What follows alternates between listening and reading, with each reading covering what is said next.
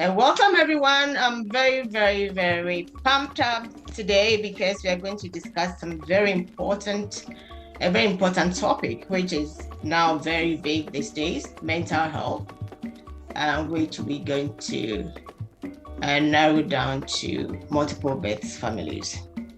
So thank you all for carving time out of your busy schedules to join the discussion on mental health for multiple birth families. We hope it will be very enlightening, educational, and fun. Psychosocial health of multiple birth families has become increasingly important these days because modern fertility treatments make it more likely to have multiple pregnancies.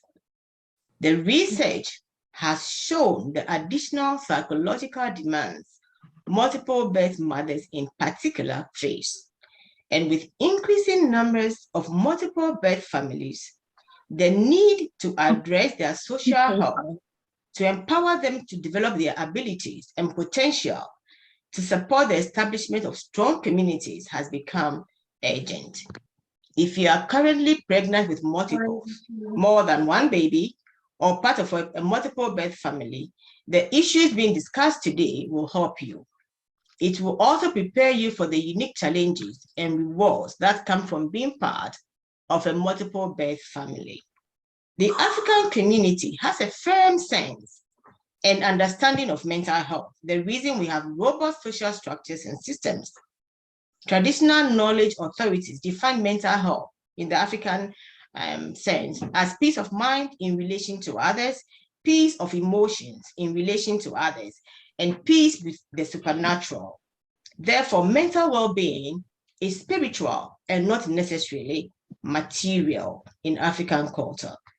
Today's discussion will focus on Ga-twin-rites, an ethnic group in Ghana. Ancient Ga cosmology is how the Ga viewed the social universe as an ordered whole governed by general relational laws. Though most modern Ga do not subscribe to the ancient Ga social cosmology, as in many other modern African tribes, the understanding of social cosmology as a means for mental well-being cannot be denied. It takes into account the relationships between the whole and the parts. Should the order and parts be tampered with, mental health crises would ensue. The ancients understood the science behind human relationships as it pertained to mental well-being and sustainable communities, which sometimes they framed in rites and rituals.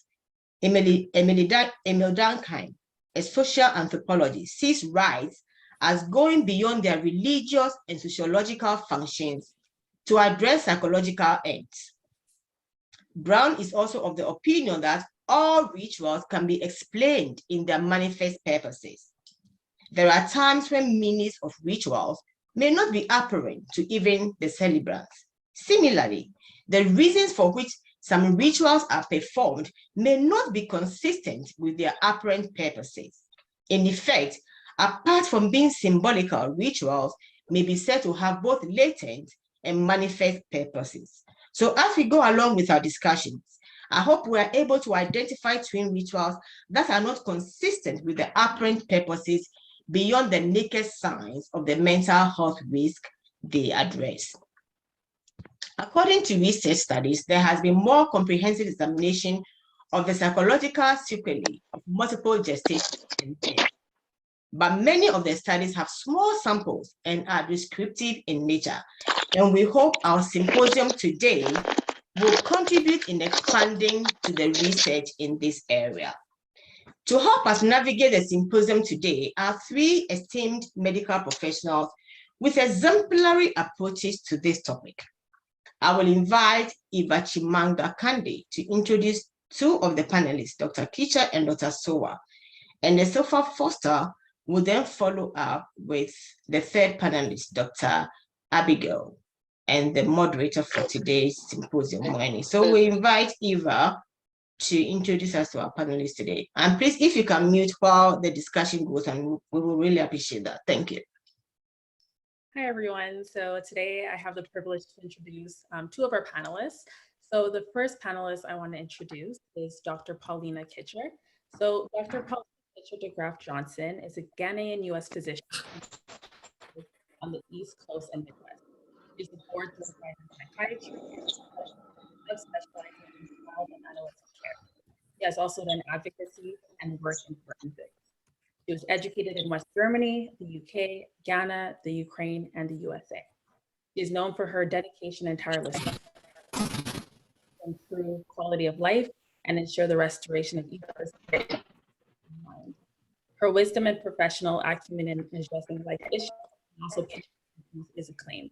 She's passionate in identifying avenues to work with the decision-making bodies of communities as a whole to safeguard the well-being of the disenfranchised and indigenous. To that end, she participates as a consultant on several boards and committees. Our second panelist is Dr. Emmanuel Soa.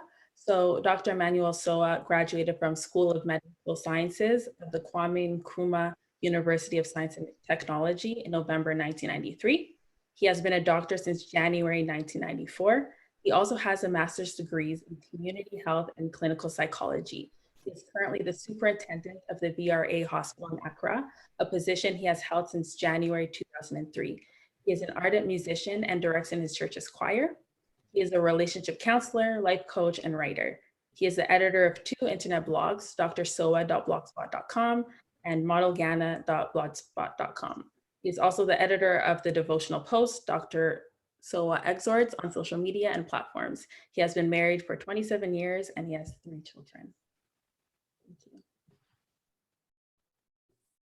Ava, and my name is Essie, and now I'm going to introduce the other 2 panelists that we have.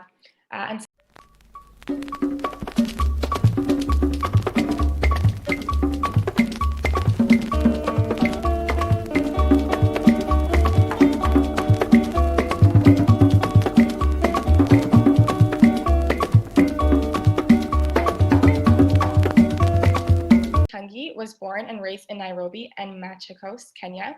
She studied at the University of Saskatchewan, and she has her Bachelor of Arts in Social Sciences and now lives in Houston, Texas. Winnie is an experienced senior global workforce management professional working alongside the executive team of a Fortune 500 company. She specializes in project and database management and is responsible for building teams, upskilling, and developing other professionals across the globe. Winnie is inspired daily by her faith and college-bound daughter, Nizalani Marie. In her free time, she likes to garden, travel, and volunteer. And so, yeah, there we go. Thank you, Eva. And so for now, we call upon our moderator, Moene, to get with the symposium. Thank you, Moene. All right, good afternoon, everyone, or rather, good day, everyone. Thank you very much for joining today's discussion. Again, I'm Moene Mutungi, and today we will hear from our panel of experts we met earlier, invited to discuss the psychosocial health of multiple birth families. So Dr. Paulina Kitcher de Graaf-Johnson, Dr. Emmanuel Soa, and Dr. Abigail Amy Annan will be our panelists today. All right, so let me give just a brief overview of how the discussion is going to go, and then we'll delve into it. So I'll give a brief introduction of today's topic, and then our panelists will define the specific mental disorders. We'll take a question from the audience. Then our panelists will also discuss the 3 episodes in the Ga-twin ceremonies. We'll take another question, and then discuss the 3 therapies in the Ga-twin ceremony, take another question, and then we'll open the discussion for more questions. So then after that, there'll be, I'll give a conclusion and we'll get a vote of thanks from Flora. So kindly type your questions in the chat, and the chat moderator will raise the questions to the panelists. All right, so here's an introduction. A multi-pronged approach to the mental well-being of multiple birth families. Health is a cultural concept. Culture frames and shapes how we perceive the world and our experiences. Health is more than physical. It also includes our emotional, social, mental, and financial well-being. Emerging science offers new options for multidisciplinary approach to dealing with health at the individual and community level. Intercultural learning and contributions have become increasingly relevant in addressing the health needs of individuals and families. Deciphering the science behind the Ga-twin ceremony. Today's discussion will focus only on the Ga-twin-rites. Ga is a tribe in Ghana. They live in the greater Accra region. Accra is also the capital city of Ghana. Today's discussion will center around the Ga. In the future, we may include other tribes of Africa. The Ga culture assumes that there are psychological, physical, and social and economic sequelae that must be attended to after the birth of multiples before modern medicine took notice. They viewed modern births as physically, mentally, spiritually, and economically traumatizing events that must be addressed to ensure the mental well-being of multiple birth families. Before modern science invented a stepped approach involving the principles of stabilization, trauma processing, and the psychological reintegration, Ga culture already had in place a stepped approach to dealing with both the psychological and the economic sequelae of multiple births and their families. It was a holistic approach that addressed not just the mother, but the father, siblings, extended family, and even the community at large. We will soon find out from our panelists if any of these assertions are true. So here's our first bet. The science behind the Ga-twin-rites ceremonies is legitimate because it addresses the mental health challenges of multiple pregnancies, multiple births, and by and large, multiple birth families. Doctors, please discuss some of the mental disorders associated with multiple birth pregnancies and multiple birth families. So I'll call on Dr. Paulina Kitcher. Would you like to go ahead and start by addressing the maybe first one or two mental disorders on the list? Gladly. Some of the listed mental disorders include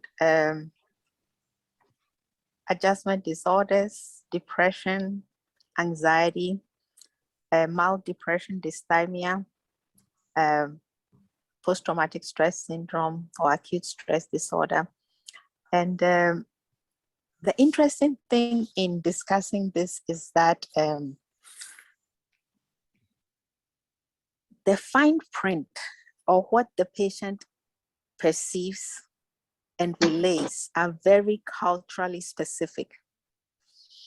So a lot of what we have is in the context of is more Eurocentric.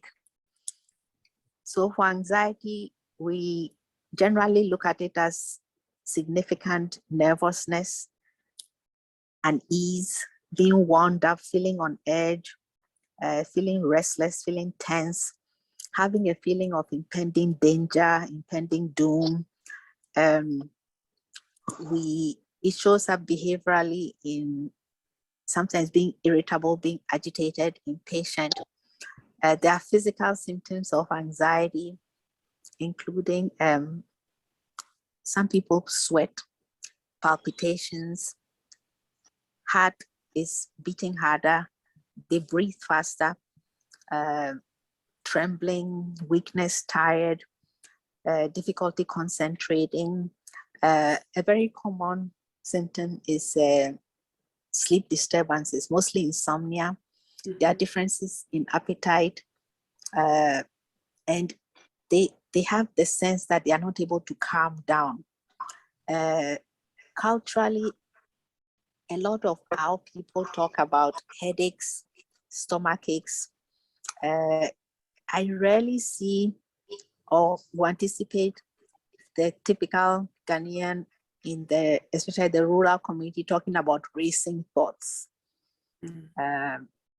Again, one of the things to pay attention to is what's the difference between being a little anxious, being a little worried about something, and then what we will call as abnormal anxiety disorder. And again, feeling a little anxious about certain things is normal. It's intermittent. It's actually beneficial because it propels us to pay attention, concentrate harder, put in more effort. It makes us more alert. Abnormal anxiety, though, is often more irrational. It has a chronicity. It lingers on, and it's not productive. It also leads to actually a deficiency of certain capabilities, like selective mutism. People are more withdrawn. People are not able to complete certain things that they normally would do because they are avoiding certain things that they perceive as triggers and so on. So that's for anxiety in a nutshell. Would anybody like to add anything or ask anything about what I said? Okay. We say something about twins. Yes. Something about twins.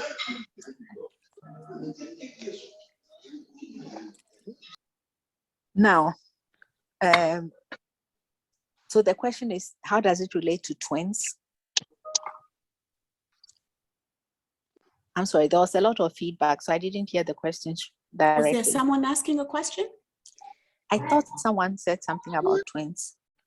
I think that other two panelists can contribute to the definition of anxiety disorder. Then we'll go to the next. We will take questions after the disorders have been discussed, Okay. if you don't mind.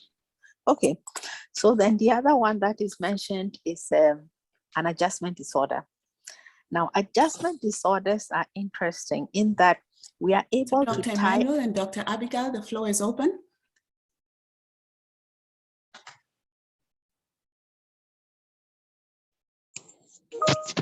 All right. Yes, did you want me to contribute? Yes, you can contribute to what Dr. Paulina Kitchener shared about anxiety disorder, or if you feel like it was sufficiently covered, then we could go ahead and move to another disorder. I feel like Dr. She emphasized, she mentioned something that's very important, and that is culture. You know, as a man believes and thinks, so he is. And the sense of well-being is intricately related to our beliefs, our system of being brought up. Yeah. And from a medical perspective, as an obstetrician, multiple birth is actually an abnormal pregnancy. It comes with challenges.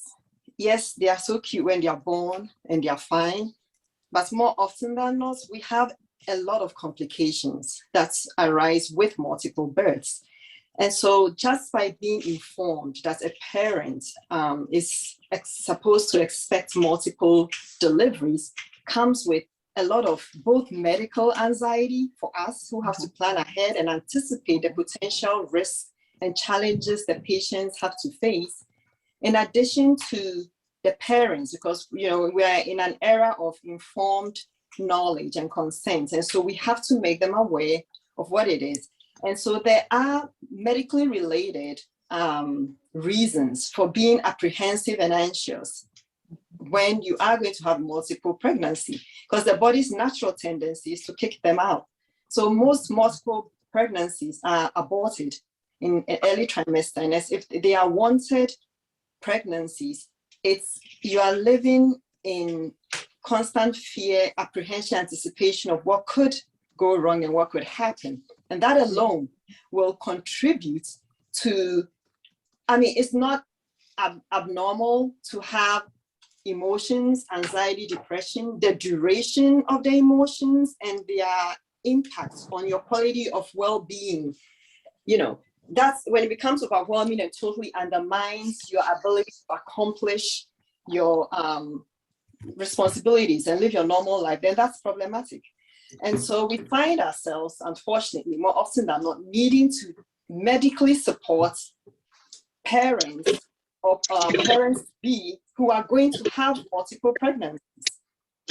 And this can herald into postpartum depression, considering everything that's going on. So yes, there's a couple that's having a multiple birth, but the emotional, the mental impact does not affect only the one carrying the baby. It ends up affecting the entire family. And sometimes, unfortunately, it overflows onto us who have to take care of it. That's what I wanted to say. Thank you, Dr. Abigail, for that insight. You know, now we're really well aware. I've heard about things that never occurred to me. So thank you very much too. So we also have some other disorders listed. Would any one of the panelists like to take up any one of the other disorders? We have the panic disorder, we have social disorder, financial, economic stress, or stress disorder. So please feel free to speak up and tackle one of these disorders, explain them to us. Yeah, so far we've talked about anxiety, and anxiety, when it is severe, perseveres for some time, can also result in depression. And depression is very important because the fact of being pregnant or the fact of even having given birth alone puts people at risk of depression. You tend to be more depressed than you would expect to be. Normally, birth or delivery is supposed to be a happy time. But the reality is that also because of some of the hormonal changes that take place in the bodies of pregnant women, you may end up, in actual fact, suffering depression, which is associated with of interest in normal activities, a feeling of hopelessness, lack of productivity, low self-esteem, feeling inadequate, and deep sadness. So the pregnant woman, the woman that has just given birth may suffer depression, and that can complicate the anxiety that is resulting from the fact that you're carrying two babies and you are not sure what is going to happen to them, whether you're going to carry them to term, to 9 months, or whether they're going to get aborted. And the reality too is that when babies are in the womb and already mothers and parents are feeling the stress and the anxiety of the pregnancy, all the mental, negative mental experiences they have are accentuated. They get worse after delivery. So the baby is in your womb, you are carrying the baby, or the baby's, you know, wherever you're going, and you are alone. When you want to sleep, you sleep. When you want to wake up, you wake up. You want to go out, you go out. But the moment the baby comes out, it is a different ball game. The stress just multiplies. So when it is two babies, the stress is even more. And when that kind of stress is coupled with the feelings of depression and all the anxiety, what is going to happen to my babies? Maybe they have been born before term, they are underweight, and they are requiring a lot of medical attention. It can really be hectic, and women can really feel the depression. And as we all know, when women are not happy, the rest of the family is definitely likely to be affected. So the burden of carrying a twin pregnancy and the demands on the pregnant woman that she will transmit to her partner already sets the stage for conflict in the home. So when the baby finally comes and the psychological consequences also multiply, then you can imagine that conflict in the home will and at the end of the day, things get worse. So generally, carrying a twin pregnancy, a twin delivery is mentally draining and distressing. That is what I want to add to. Thank you. Thank you, Dr. Emmanuel. All right. If I could please add a few definitions so we are clear. Now, we also talked about adjustment disorders. Adjustment disorders are like exaggerated or exceptionally high emotional or behavioral response to a stressful event. So in an adjustment disorder, we define a specific occurrence that precipitated the situation. And usually we term it as adjustment disorders if the precipitating event occurred within 3 months of the symptoms manifesting, and we time it as the symptoms not persisting more than 6 months after the event. However, in some cases, if the stressful event is ongoing, especially, or there's a long-term contact with the stressful event, then we can have more chronicity with it. We divide adjustment disorders into adjustment disorders with anxiety, adjustment disorders with depression, adjustment disorders with disturbance of emotion, adjustment disorders with disturbance of conduct. And we have various combinations of these. Again, the difference with adjustment disorder is that we know a precipitating event, which is stressful, and we generally identify it within a certain time period. And I'm emphasizing this because a lot of the time with childbirth and what my esteemed colleague just talked about, we know the precipitating event. And we hope that it being an adjustment disorder, it will resolve within that time period. I want to briefly touch on depression and depression disorders. And the reason I want to touch on those, I would tell you shortly. But depression and major depression, clinical depression, we generally define it as persistent low mood of a certain severity. There's poor concentration. Depending on culture, there are thoughts of self-harm and suicidal ideation. Now, this is mitigated by culturally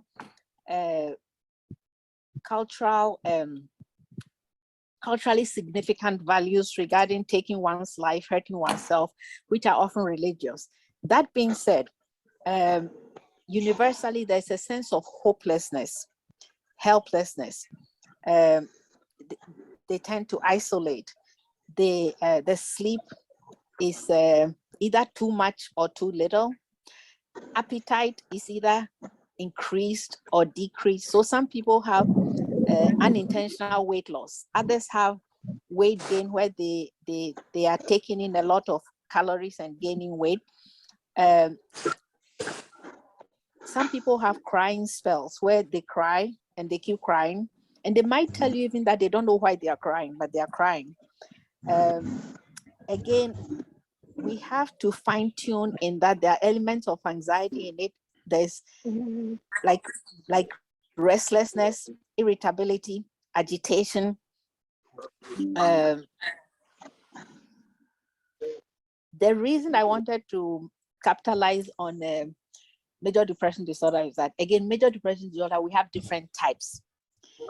And one of the types that causes a lot of confusion or problem is major depressive disorder with psychotic features. When major depressive disorder is with psychotic features, people lose touch with reality. They could be hearing things, hearing voices, seeing things that are not there. They could have delusions, having beliefs that are not real. They could be paranoid, believing that people are talking about them, that people are conspiring against them, that they are being persecuted. I I want to emphasize that because in situations where paranoia sets in, a lot of the time, it can be quite disruptive to the partner relationship. Because what's the most common form of paranoia? If I have an exceptionally large extension of the abdomen and my body is deformed, I'm uncomfortable, I'm nauseous, I'm weak, I'm tired. A common delusion is regards partner infidelity, and we have to be conscious of that. So sometimes the fact that the lady's self-esteem is low, she doesn't feel beautiful, and she firmly believes that her partner is cheating and she's pursuing it. We have to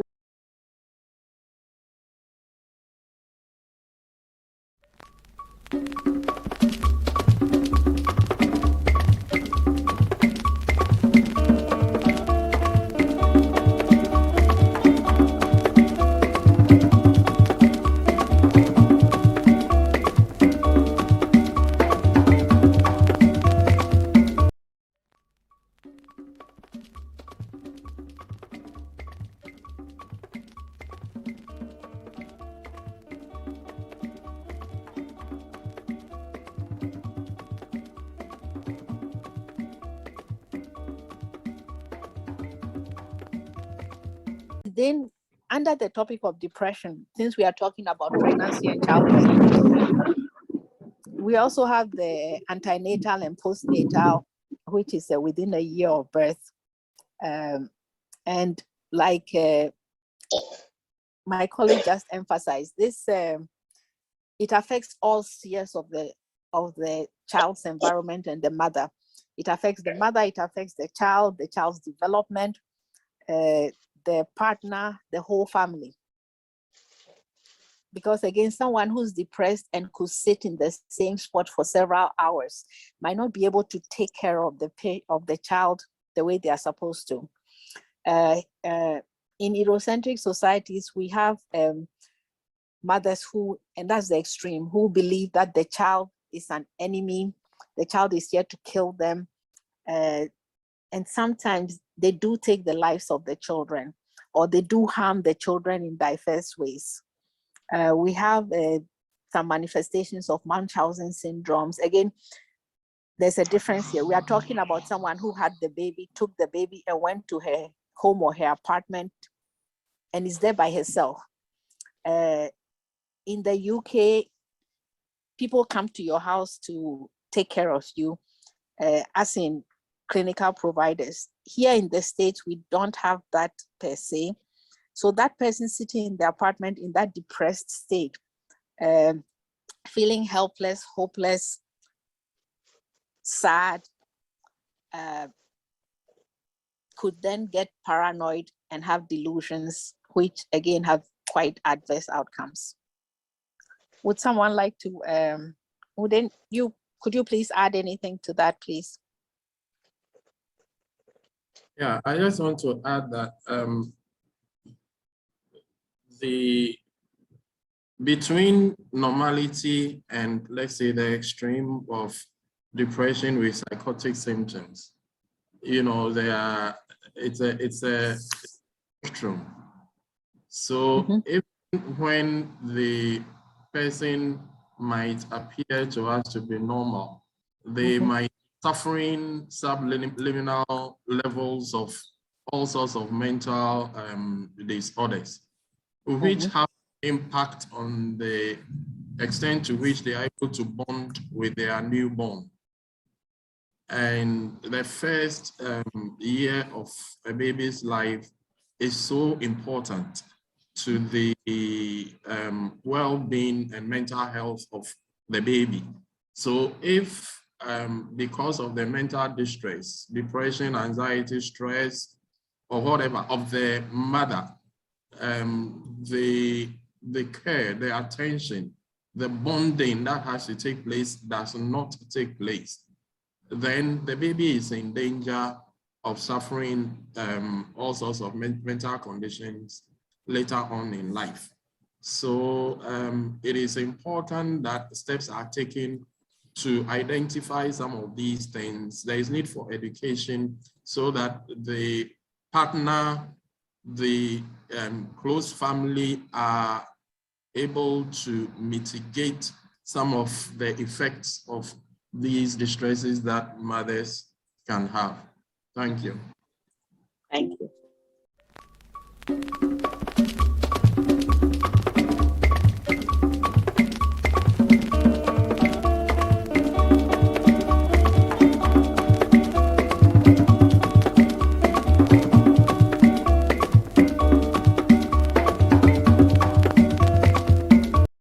On the future mental health of the infants, in addition to the impact on her marriage and her relationship with her other children, if she does have other children. You know, when we're taking care of a mother, we are taking care of the whole family, and they are not mutually exclusive. And so I think my two colleagues did highlight a very important point. We're taking care of the mother, and with who's having multiple pregnancies, who's having challenges with delivery and care for her infants. But at the same time too, we also have to bear in mind the impact that it has on the entire family. Yeah, to add to, at times, a mother may come out after delivery physically exhausted, or even may have undergone surgery, but is not even in a position to say that I wouldn't breastfeed, I cannot take care of the baby. The pressure on such a person can be so much. So combined with the mental health issues that come along with the delivery, she can be under considerable distress. And certain things can happen, things can get said when it comes to the partner, how she's relating with him, how she's relating with the children, that have the potential to compromise the integrity of the bond, the marriage bond that they share. You know, at times it may be permanent, and the birth of twins can signal the beginning of the end, the beginning of the end for a lot of relationships as a result of the distress that comes along with the delivery. So that is what I want to add. And also, if I may add to my specific example, I personally encountered a situation where there was good relationship between the mother and the grandmother to be. The birth was very traumatic. It was protracted, and I entered the scenario as a psychiatrist because the young lady who was born and raised in Ghana was completely convicted that her mother tried to kill her and kill her baby. And it was very extreme because she had the perception that she had to die or her mother had to die since her mother had sworn to kill her and her baby. And it took some therapy and some treatment for us to discern that this was part of a psychotic delusion that had been formed again during this extremely stressful, intense, and aggravated period. And I'm building a foundation to us coming to the transitioning to the topic of twin rights.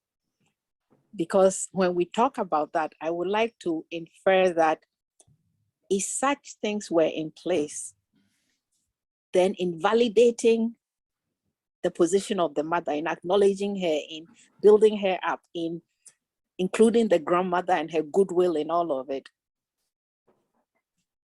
this would have been less likely to happen. Unfortunately, the incident I'm referring to happened here in the States, where again, the isolation, the lack of community, and all that is present. Thank you. Yeah, to add a bit to that, in such a situation, I mentioned the issue of the fact that this thing can be a spectrum from complete normality to psychotic symptoms. So if somebody is hovering somewhere in the middle, and to the outsider, the person looks like they are perfectly normal, and then they saying something like what this woman said about the fact that the mother-in-law wants to do this and do that. It is easy for her to believe it with all her heart that there is nothing to what you're saying. And that can bring a whole lot of problems between the two families and can undermine the marriage.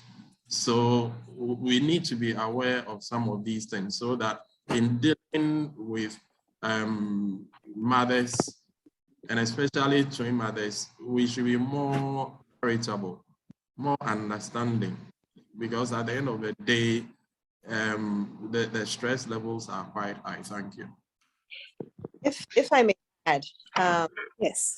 one of the most important factors when I'm dealing with my patients is the fact that most women do not come to see a physician until they are pregnant.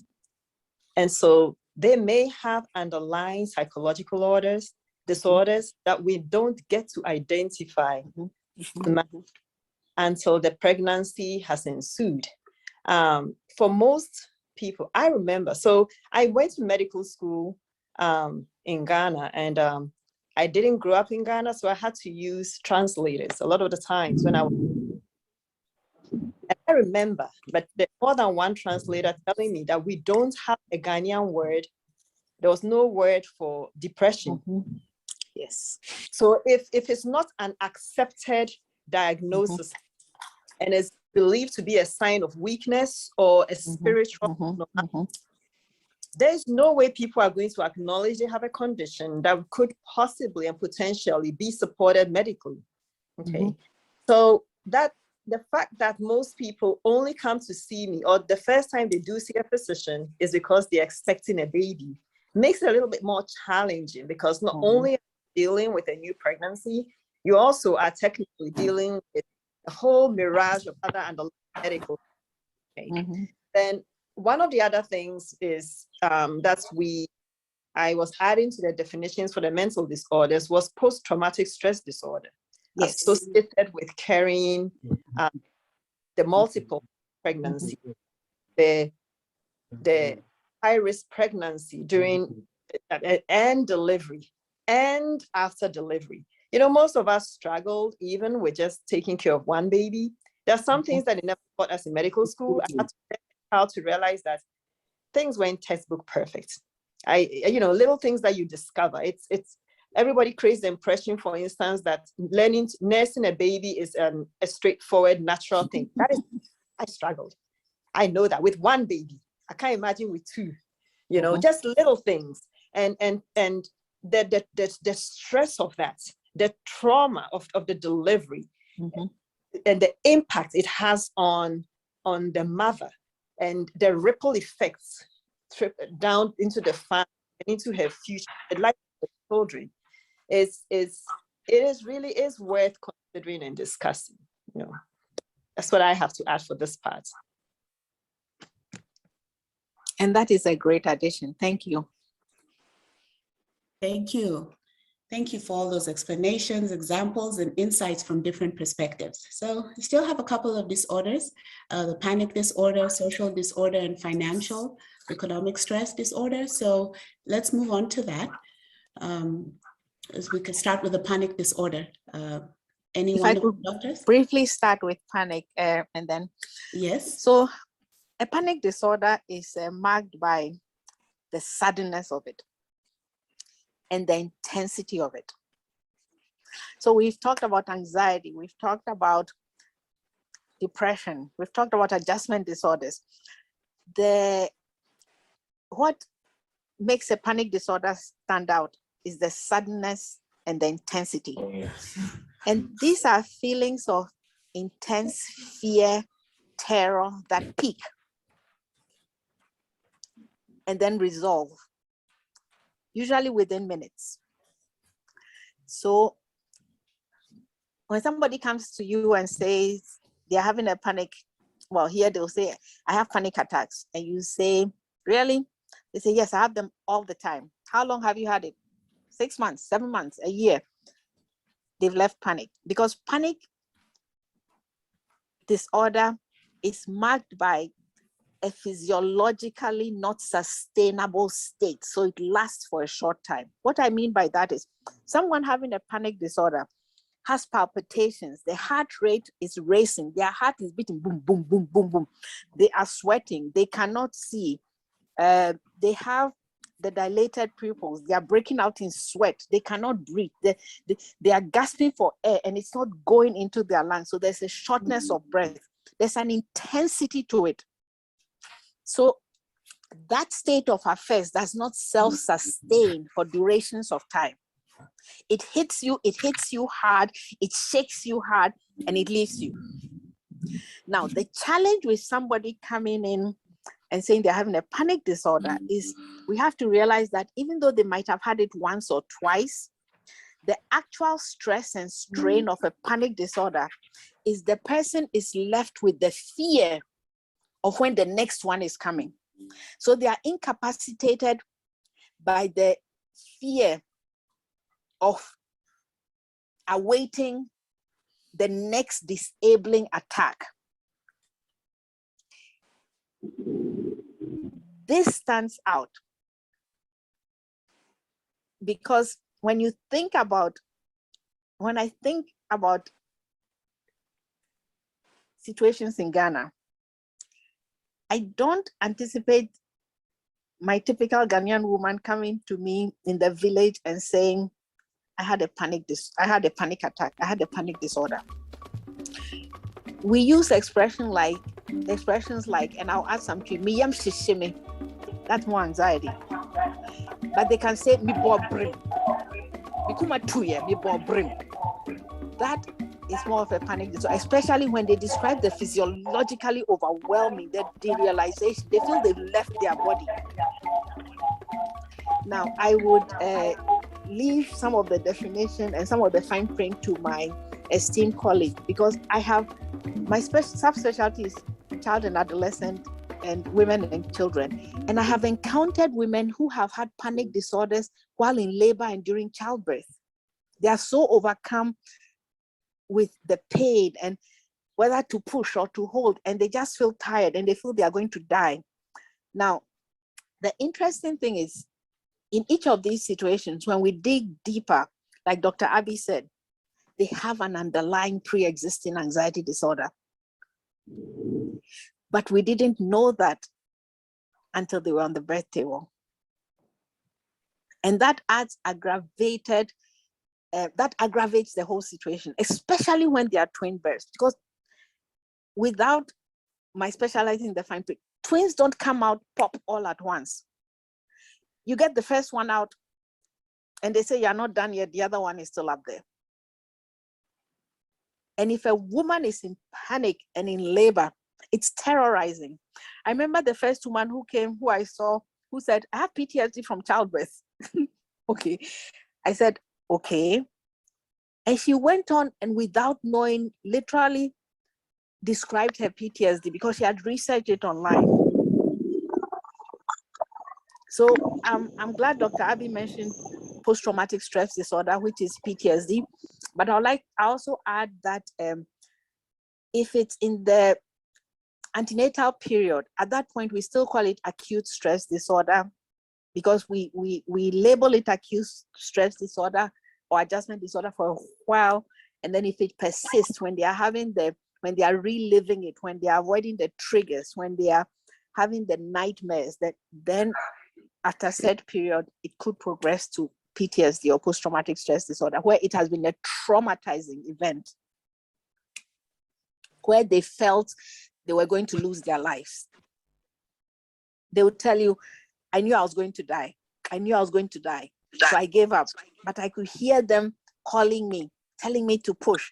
And I just felt myself fading out. And again, sometimes without again specific, I'll defer to my esteemed colleagues who's an obstetrician. With loss of blood, there's lightheadedness. I personally had a child where I lost a lot of blood, so had to have infusions. And there was a time when I felt I was fading out. And I thought, I'm not going to die. I can't die. I'm having a baby, you know, and it's extremely traumatizing. We undermine it, and it's traumatizing. And again, I'm laying a foundation for when we look at the actual rituals for the twin births and how they implicitly reverse, acknowledge, validate, empower against some of these disorders that we are talking about. Please feel free to add. That was a little long-winded. That was really good. That was very insightful. Oh, thank you. Thank you, Dr. Yeah, I just want to add that talking about panic disorder, long after the first episode, as she said, the fear of having another one. If you don't know what it is, and then you are faced with all the issues surrounding the care of your baby, and especially when social support is lacking, and you feel like if I had another attack, and there is no one around, or there is no competent person around me, if I have another attack, what is going to happen to me? So that kind of fear and anxiety alone is enough to trigger another episode. So social support means a lot for such a person, and this can happen to anybody. You feel like you're dying, and when you add that to thoughts of superstitious thoughts and all that, when you have just given birth or you have twins and you are thinking that it is because you're having twins that is happening, or somebody is doing something to you, they want to kill you, plus the depression, plus the psychotic symptoms and all that, it can get really, really bad. So you're thinking that, well, this person is just having depression or has become difficult as a result of the pregnancy. And the next thing you see, the person is also having a panic attack and says, I'm dying, have to rush them to the hospital. You can just imagine the whole chaos that can arise in the home. And in the absence of social support, this is just killing. So I think that panic disorder is something that everybody needs to be aware of so that we can give the necessary support to the sufferers. Thank you. Okay. And to continue with that, the risk for developing subsequent increases in postpartum severity. First of all, the risk for developing another episode of postpartum depression. Once somebody has experienced postpartum depression, it's higher. The risk for the severity of that depression is higher with subsequent deliveries. And it can even progress from postpartum depression to major depressive disorder. And so if whatever is needed, it's important for us to plan to intervene. First, we have to be able to recognize it. And then we put measures in place, both medically and socially, to ensure that this is addressed at the earliest time and to optimize the management so that we mitigate to the best of our ability progression with subsequent pregnancies and with subsequent the trajectory into the person's normal life. Thank you. Thank you. Thank you for that. So we'll move along to social disorder.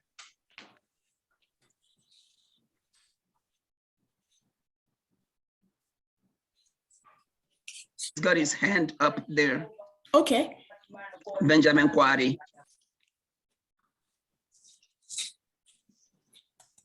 Benjamin?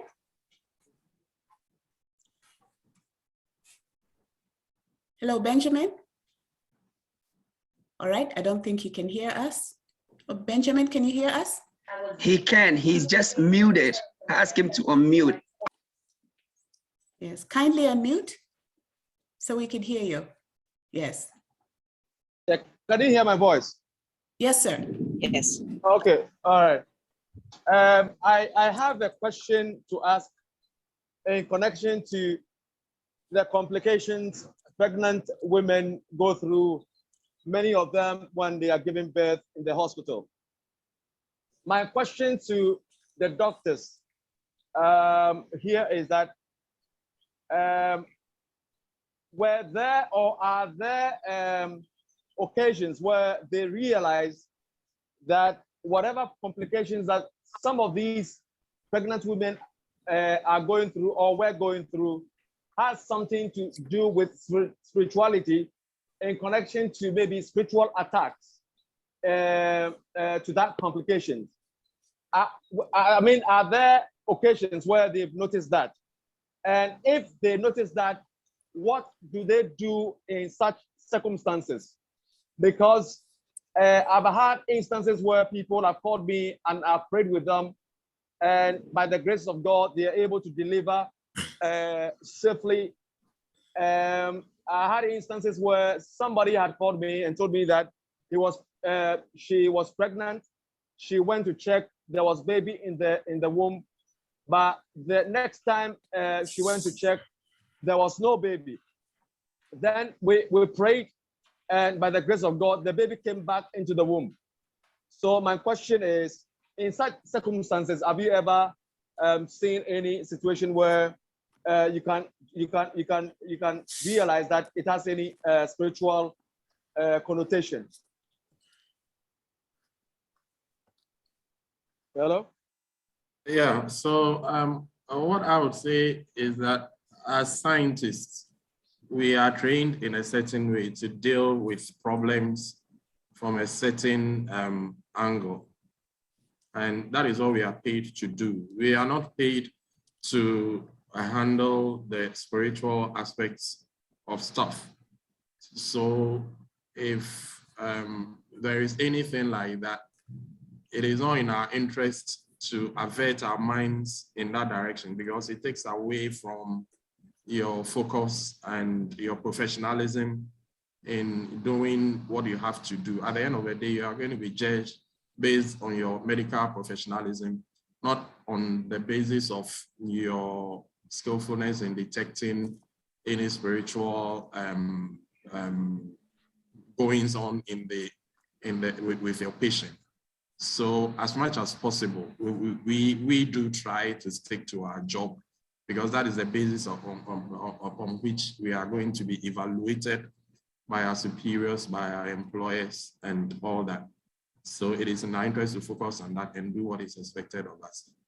We don't dispute the fact that there may be spiritual things, but that is not what we are paid to do. And we are careful to just focus so that we don't miss what we are not supposed to miss. We don't allow things to escape our attention, which can make us culpable. So that is what I have to say. I don't know whether my colleagues also have something to say. Okay. With your permission, I would like to add a little bit here. Here in the States, part of a psychiatric evaluation always includes spirituality. And again, I'm emphasizing that because we live in a politically correct, or a society of political correctness. So I wouldn't say that if a patient is saying certain things that are spiritually linked, which often happens in psychiatry, we wouldn't dismiss it, because we use, if there's a religious faith or if there's a certain faith system, we tap into it. We tap into it, meaning, to me, as a psychiatrist and neurologist, honestly, it doesn't matter if a person is Muslim, Hindu, Christian, Catholic, meditate, Kabbalah, Jewish, Orthodox, whatever. At the end of the day, if I know a Muslim woman comes to me in hijab, I'm going to walk in and say, Salam alaikum. Right there, I have to build rapport. And I do that. Often at times, especially being a woman of color, depending on where I am, they presume I'm Muslim, they presume I have a spiritual faith. But here's the thing, the same way if I meet someone who's a Christian, I'm going to validate and acknowledge their faith system. But we are also trained to use that to enhance their outcome and tap into it to strengthen them, to empower them. Because when you are pregnant and I'm consulted to see you, if I come in and you feel frail, you feel hopeless, you feel helpless, you feel weak, in each of the major religions, including our African traditional religion, God is all powerful. He's omnipotent, he's omnipresent, he has all the power, all the knowledge. There are complications there that I'll state in a minute. I'm going to enforce linking you into that source to empower you. I'm going to use it to convince you that the God that you believe in, the God that you serve, is so powerful, and he cares about you in Christianity, and he's forgiving. And so say a prayer, tell your family to pray, call your church to pray for you. We do have clerical consultations with the hospital chaplains, the imam, the various leaders. Now, a slight complication I'd like to add is consultation on a lady.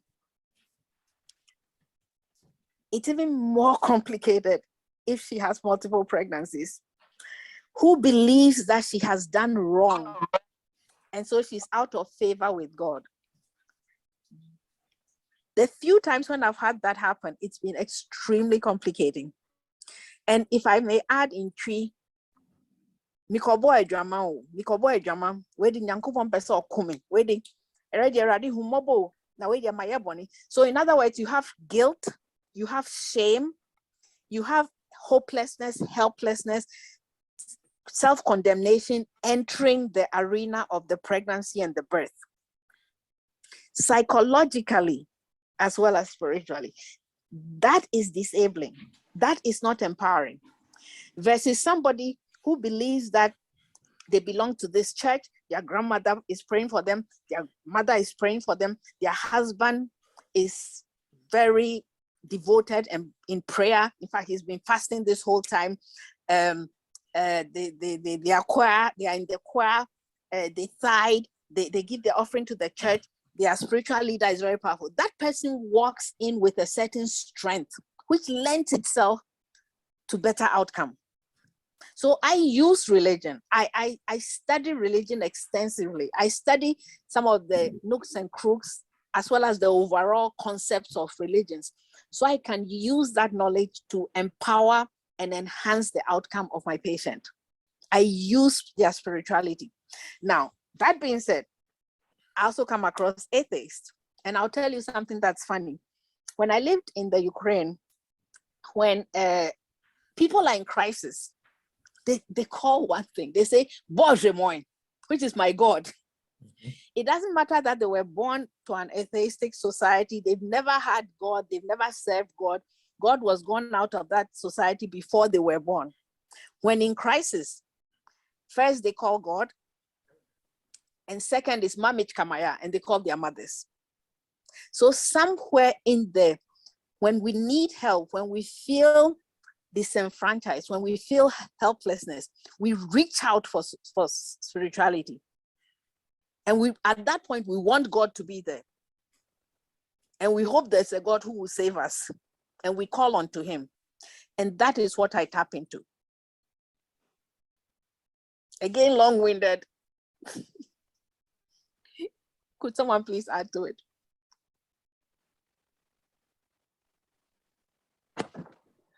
Okay, so your question is very deep, and It's an interesting question. So I'm going to give you my personal opinion. Professionally, when people come to see me, they come to see me because they want to benefit from my medical knowledge. That's what we went to medical school for.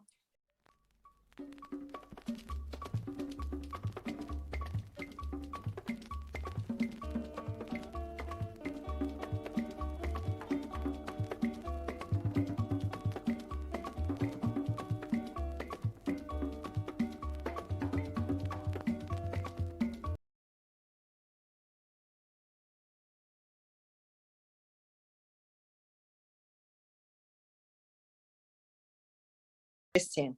And I believe that God intentionally gave us knowledge to be able to take care of people.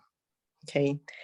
Now, my role as a Christian physician is to use that medical knowledge to help heal the person until they receive the revelation of Christ for themselves to receive spiritual healing. I believe that we are spiritual beings inside out, because I have seen there is a medical term called somatization. What you believe can manifest. We have a condition called pseudocyesis. That's people so desirous of becoming pregnant can manifest physical signs of pregnancy, include cessation of period, enlargement of their abdomen, lactation, and even signs of labor with no baby present. That is the power of the mind. Okay. I have had 2 instances that I was called to deliver a baby with no baby present. The pregnancy hormone was negative, but she had all the signs of pregnancy, including lactation, because she so desired a pregnancy.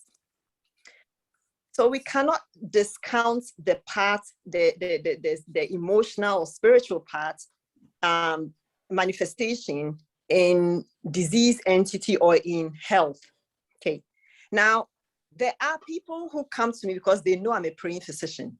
If they so desire that I pray with them or for them in the name of Jesus, I will do that. Not only because I believe in the Lord Jesus and his ability to heal through me, but it also does provide them the emotional support that they need to be able to go through this traumatic situation. You know, so if I have people who come to me because they say, we know you pray with me, I will pray with you.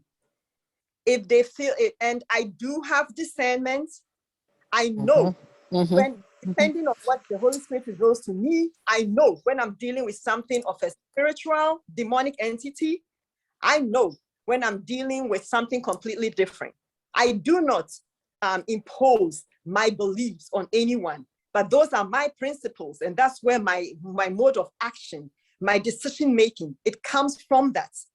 So if someone, are you asked, do I believe that we do have spiritual influence in health? Absolutely. Do I believe that there is psychological manifestation in health? Absolutely.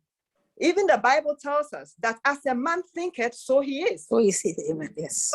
I desire that ye prosper, even as your soul prospers. Amen. So that there's something going on, and that belief in your ability to have the calmness and mental fortitude to be able to birth a child at that moment, and you ask me to support you in prayer, I will stand with you in prayer. But for me, it will only be in the name of Jesus Christ. I cannot join hands with anyone. I will not be unequally yoked. So I cannot pray in the name of Jesus for someone who does not want it. But I will stand in my faith. And that's who I am. I cannot separate my profession from my belief because I am one.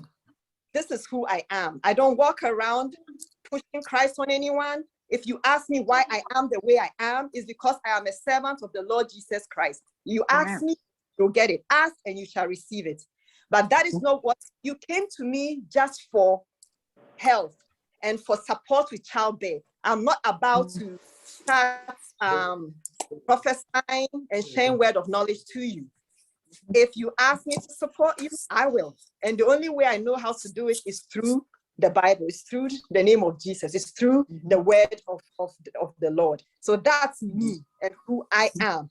And interestingly enough, that's what brought me to where I am. And I am self-employed, but I do teach in the university. And the most interesting thing is that I'm recognized as a physician who is also a prophet of God. And that's what it is. That's what has brought me where I am. And so, yes, in answer to your question, we do know that we are 3-in-1 people, and there are different dimensions and entities that can influence our outcome, our mental health, and our belief depends on how we respond to that which is occurring at that instance. Thank you. All right. Thank you very much. Thank you, doctors, for that very insightful, passionate discussions around mental health disorders. So we're going to move right along. We're going to go ahead and discuss on our next slide, and Ms. Flora will put it up on the screen, the 3 episodes in the Ga-twin-rites ceremony. So there's an annual yam feast for twins, and it's in 3 parts. The first part is the construction of the twin bowl, the sese. I hope I didn't butcher that. A memorial is built to celebrate the birth of twins. Memorialization can take so many forms: a donation to their favorite charity, parks, or library in their name, or to a memorial college, memory box, planting a tree. And this memorial is renewed every year to affirm continuity, transition, reconciliation, or affirmation. And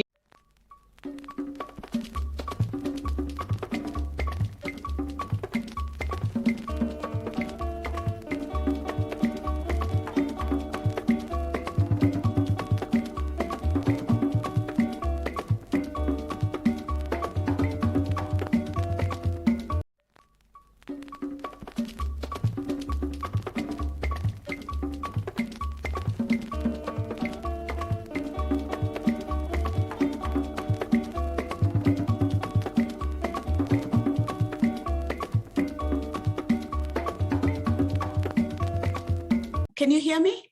Sorry, I wasn't hearing Ms. Flora. Okay.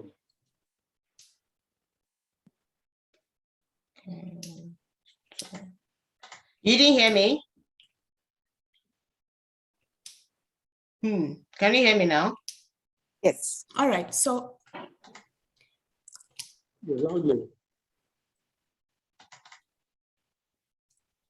All right, the second episode is the Dance of Joy. And the Dance of Joy celebrates the birth of human twins, affirms their connection with supernatural, and emphasizes the reciprocal bonds between human twins and their cognate families through both the mother and father lineages. Offerings of money are offered to both family members of the community. The multiple birth family is seated on a mat of blessings as the Dance of Joy proceeds. The third episode is the Yam Feast. Relatives of the human twins gather to enjoy the first yams of the new crop. The annual Yam Feast serves to honor human twins, a process acknowledging the distinctive social status which the anomaly of multiple births confers. Twins are seen as spiritual blessings. So here are some conclusions of these 3 episodes. The Ga regard the birth of twins as both desirable and anomalies. The desirability of twins is conveyed through the words of the twin celebration songs, the Dance of Joy performed by women who are potentially twin producers, as well as the pouring of water over the multiple birth families. Twin births result from parents' unusual reproductive powers. Twin births are the sign of spiritual blessings. Thus, the status of both the father and the mother is ceremonialized. The children who are born as a consequence of supernormal reproductive powers of their parents and their succeeding siblings are placed within a special human category to facilitate their incorporation within the established social order. The symbolism of the Ga-twin ceremony therefore stresses the overriding of social cleavages in the service of the continuity of the Ga society, thereby emphasizing the unification of disparate and contradictory forces within the Ga social system. All right. Now next, there are 3 therapies in the Ga-twin ceremonies. The doctors will show us how the mental disorders in relation to the episodes of the twin-rites are addressed by the 3 therapies listed below in the Ga-twin-rites. So, Doctor, can you see, do you see the screen now? Yes. Yes, we do. Okay, thank you. Welcome. So who would like to go ahead and start to explain how the mental disorders we discussed earlier in relation to the episodes of the twin-rites that we just talked about are addressed by these 3 therapies below? So in effect, what we are saying is that the Ga-twin-rites proactively addresses some of these disorders that have been discussed. And we are asking the doctors to help us relate these 2 together. So the therapies are the scientific rationale behind the twin-rites, and they're going to help us navigate. Thank you.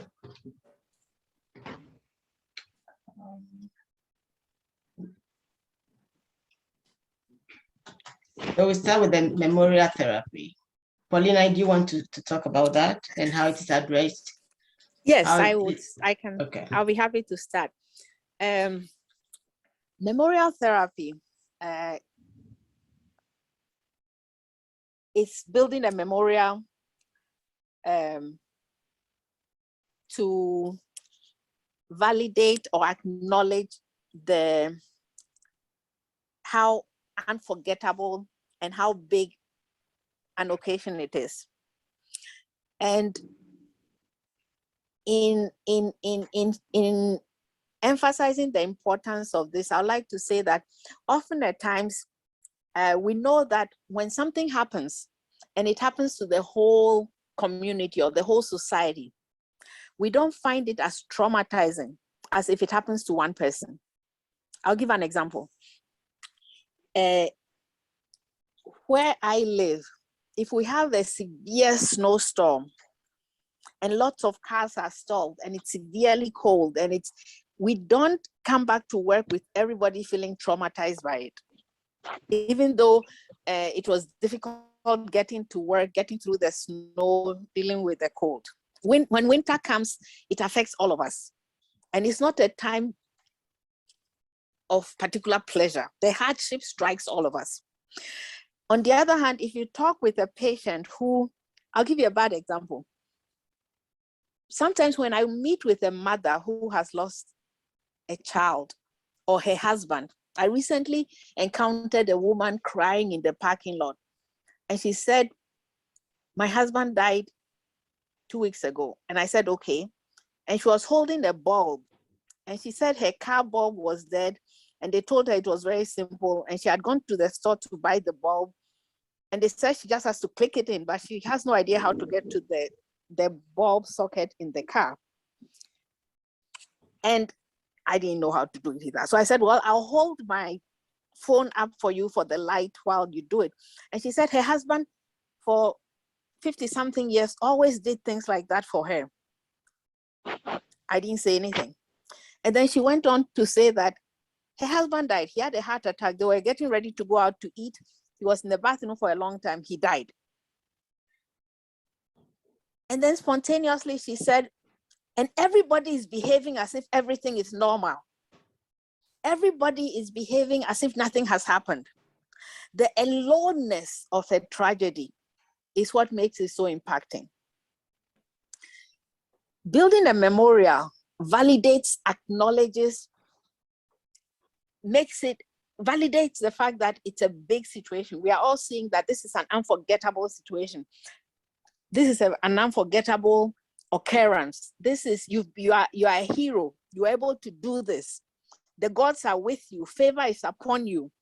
And like, I think at one point we said, the memorial is renewed annually. Again, further empowering you. Now, where I think that is helpful is if both babies catch a cold or they are colicky, and you are up for the third night straight with them screaming and crying and you trying to comfort them, and you feel you are so tired, you just drop. That validation, that empowerment, that acknowledgement from the society as a whole as to how magnanimous what you've done is, serves to hold you up. Does that make sense? Yeah. I just wanted to come back to the episode. The first episode in the Ga-twin-rites is the building of the twins bowl. And that's what my sister is talking about, that the building of the twin bowl, the rationale, the scientific rationale behind it is what she's trying to describe as the memorial therapy. Because when you build something as a memorial, you are validating the people. You are validating the mother who gave birth to the twins. You are validating the father who gave birth to the twins. You are validating the children who have been born as twins. So, and the scientific rationale behind the twins bowl is what we are discussing. It's what my sister is trying to explain to us. So that's the rationale behind it. So we do have this therapy, this scientific rationale behind the twins celebration, the building of the twins bowl, which has been ritualized or has been religionized, is actually a scientific rationale, is to build memorial, is to validate the mother, validate the father, and validate the children and the extended family involved. Thank you. Yeah, to add to that, of course, it's not the family, the mother or the father who does the building or the construction of the twin bowl.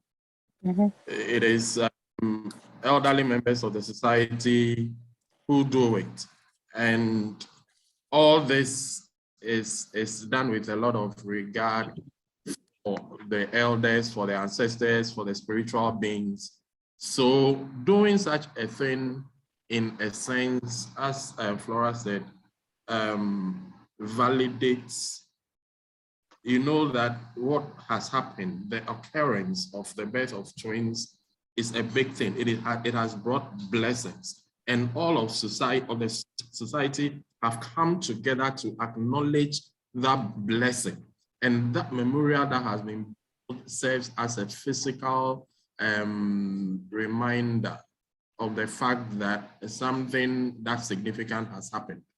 And just the thought of that alone is enough to encourage, is enough to goad you on as somebody who is being challenged with all the mental issues that we spoke about.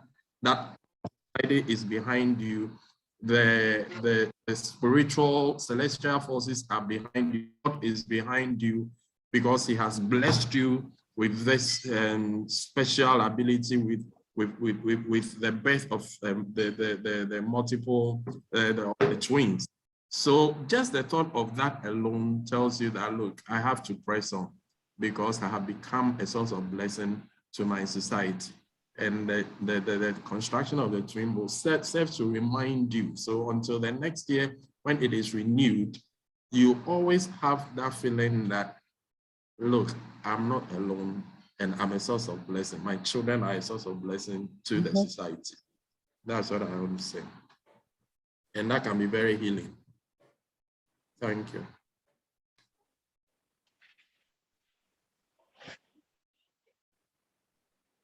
Abigail, do you have anything to say? Yes, Aunt Flora. A memorial is it's something that serves as a reminder that you are not the first person to go through this. You know, childbirth is scary. It doesn't matter how many kids you've birthed. Each pregnancy, it's a completely new journey on its own. And it's good to see a reminder that you're not the first to go through a multiple birth, and that there have been other people that have successfully gone through it. And I think it provides a means by which it's almost like a group support that, you know, the older women are supposed to teach the younger women. That's the benefit of the tribal support, you know, societal support. So knowing that others have gone through it before you, you do have a means by which you can consult them or request their support. Ask questions. You have somebody to ask questions from who has already gone through it, which questions that you may not necessarily be able to ask your provider, because that kind of rapport does not exist. And there are some things that people will never tell us as physicians, but that community support, you know, to give them something to look forward to and to understand that it's being celebrated. You know, a lot of times we determine whether or not something is good for us based on what other people think about it. And so even though medically this is being considered as an abnormal pregnancy and all the risk involved, the community is telling you that it is such a blessing that we are putting up a memorial for you so that we can all remember that this blessing was added to our community. And so I think it is therapeutic in multiple ways, because just the anxiety alone that it can address, just the fear that can lessen from it, the lessening of fear, you know, the perception of not being alone in this journey, the knowledge that other people have walked through this path and have walked through successfully, and then the knowledge that the whole community is excited and is celebrating with you about it's just, I think it's supporting in a lot of ways and allows the person, it's healing to the mental health of the individuals going through the multiple births. Thank you. I'd like to ask a question. Within, the Twin-rites, they consider this twin bowl, and because it's a memorial therapy. Are there valid representations that we can have in this modern age of what the memorial can be that will serve the same purpose? You know, group supports can do that. We do have special little things we do for people who have multiple births. For instance, our hospital has a special song they play when twins are born. And we do send flowers to all our patients who deliver, but those who have twins, it's a whole to-do. Everything is doubled up. But then we formed support groups, online support groups and local community groups where people who have had multiple births can join to receive support, peer support, not necessarily medical, just peer support from each other. And it's worked very well for their mental health, kind of like how we do for instance, well, not a very good analogy, but for instance, for family members who have spouses, or for spouses who have their other spouses have dementia, for instance. There are some things that they are going through that we as medical people cannot identify with them or may not necessarily be aware of because we've not walked that path personally, but they do get that support from each other. So I think the equivalent of the memorial will be technically like a support group. Thank you. That's the intangible. That's like intangible. But can we have tangible? Thank you. Are there any? Thank you for that. The intangibles. Can we have tangibles as well? So can I add? Please go ahead. This is Medley from Ghana. With the Twin-rites, for those who don't go the traditional way, but have become believers. Okay. We have a ceremony we perform for them within the church setting. When they are, hello? Yes, we can hear you. When they are baptized, we, instead of taking them to the shrine and doing all the rituals, we have a party for them.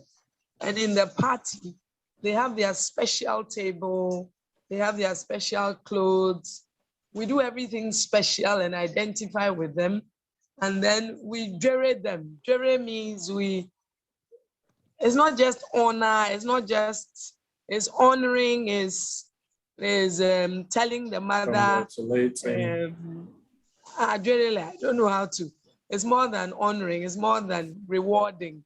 It goes beyond that. It's to settle you, to satisfy you, to lift you up above your normal everyday life. And it's to give the twins a special place. And in theology, we have what we call function, form, symbol, function, form, and meaning. And this is to tell them that in other tribes, like the Kasim and the Dagombas, they kill their twins. They think they are abnormal, they think they are taboo, they think they are musu, so they kill them. But in the Ga tradition, we actually celebrate you. We actually tell you you've done well. We give you sune ishi double. We give you the ochi wo double, and then your mother-in-law is supposed to come and bury you. All these things are symbolic. So and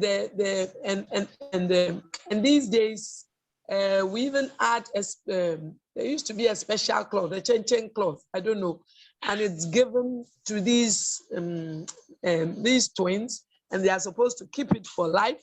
If you've watched this film, oh, I can't remember.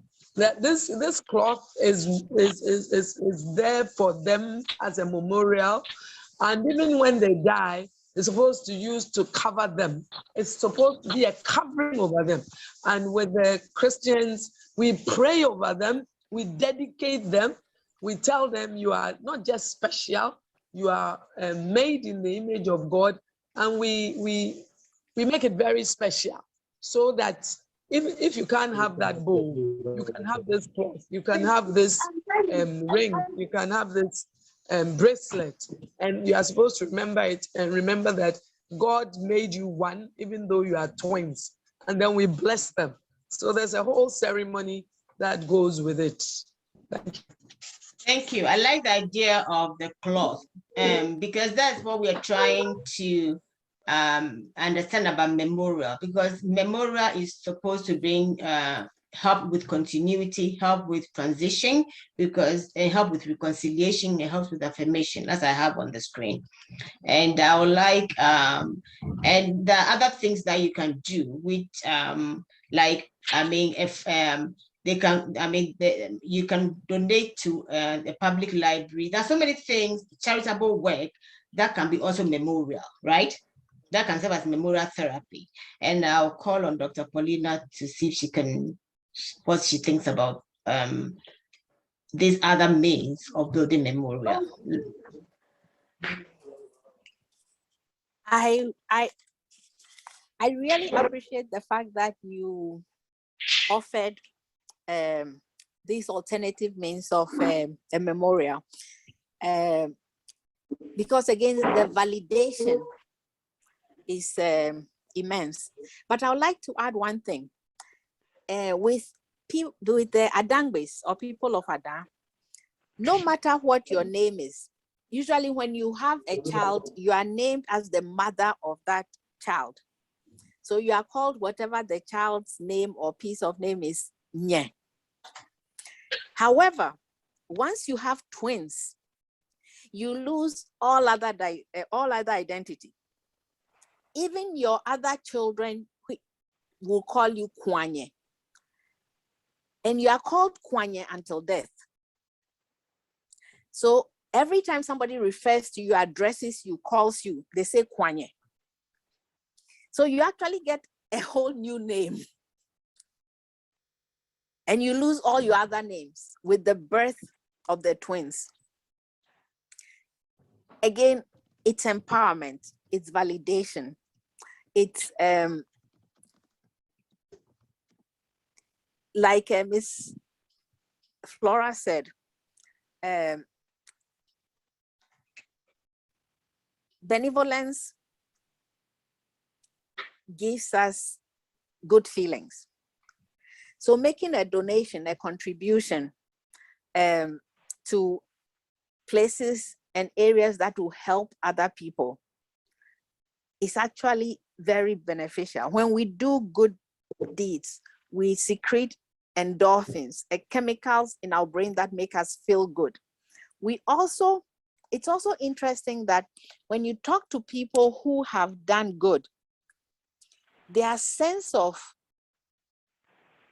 within reason, their sense of being in tune with and in goodwill with spiritual powers is very helpful psychologically. And I talked about when there's guilt, when there's shame, when there's a sense of sin that hasn't been forgiven, and how that drives the process down and how that disables the person.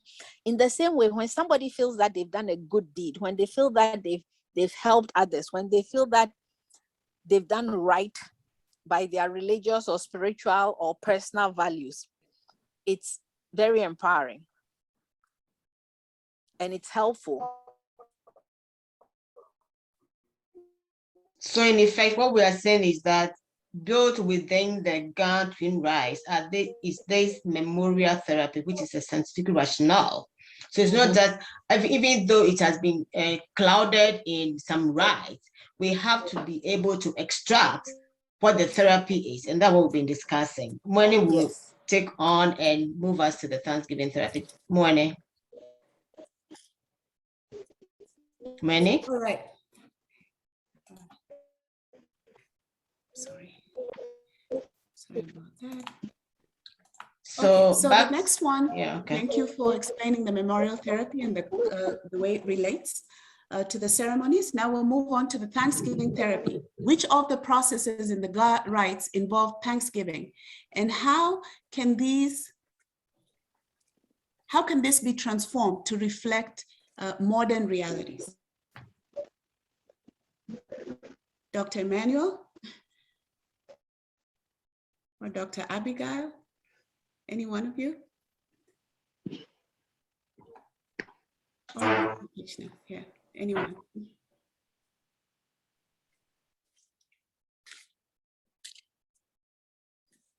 I can briefly start.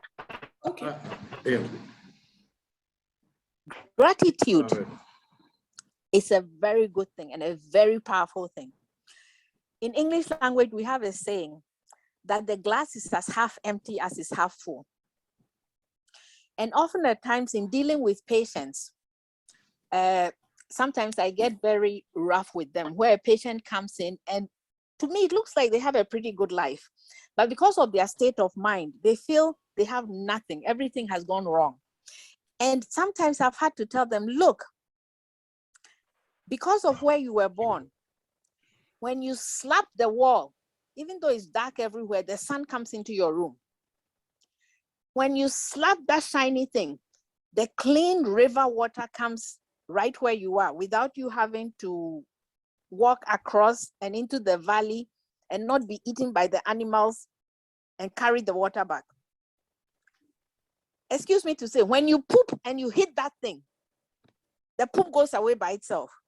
I said, if for nothing else, for that, you should be grateful. And when I say that, I thicken my accent and I get very ethnic about it.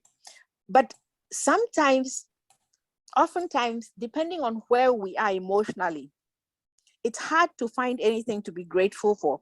And yet we find that when there's a sense of gratitude, our overall physical, that's physiological, spiritual, and overall well-being is heightened. And that's a brief overview. if somebody would like to expand on it further. Any of the panelists? Yeah, so we have a lot of singing, a lot of dancing, a lot of thanksgiving to God for the giving of these twins, because it is believed that twins symbolize blessing.